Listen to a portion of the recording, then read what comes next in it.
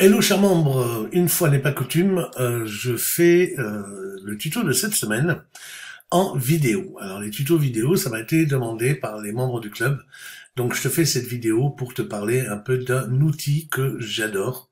Tu connais probablement déjà l'outil de traduction de Google.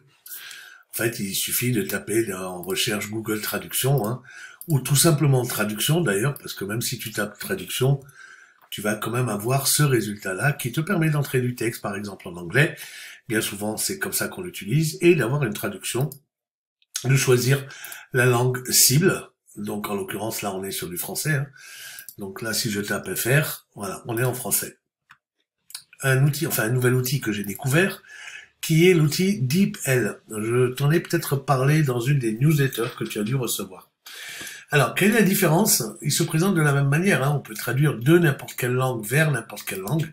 Tu vois, ici, on peut, n'importe, voilà, parmi les langues proposées. Donc là, on va évidemment traduire de l'anglais ou de n'importe quelle langue vers le français, puisque ce qui est intéressant ici, c'est qu'on n'a même pas besoin de choisir la langue originelle.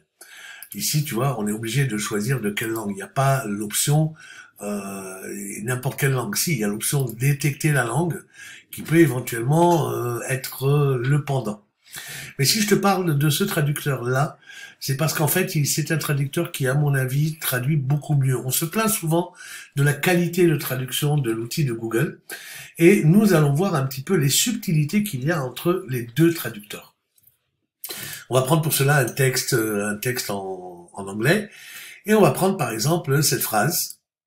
On va la copier, on va la mettre dans Google Documents, qui nous dit ici page de vente de forme longue vs courte. Savoir quand utiliser l'un ou l'autre et comment chacun peut affecter vos ventes. Le même texte dans ce traducteur DeepL va nous donner un texte légèrement différent.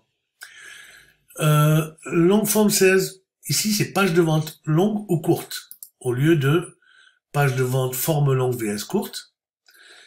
Et surtout, sachez quand utiliser l'un ou l'autre et comment chacun peut affecter vos ventes. Alors qu'ici, on a savoir quand utiliser l'un ou l'autre et comment chacun peut affecter vos ventes. Vous voyez la petite subtilité? Je pense que la tournure de phrase ici n'est pas aussi bonne que celle-ci. Sachez quand utiliser l'un ou l'autre. On va prendre un autre exemple.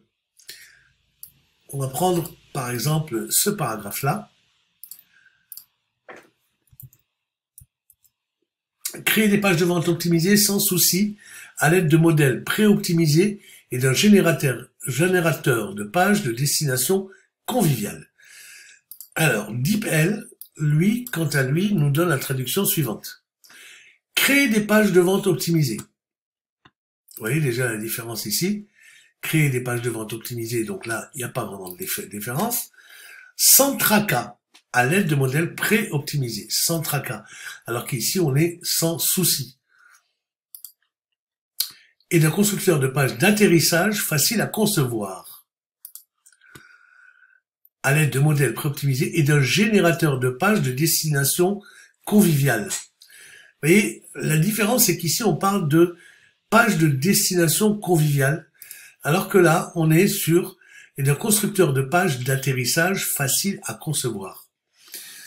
Donc là, il y a vraiment une approche sémantique qui est légèrement différente. Les deux sont des outils gratuits.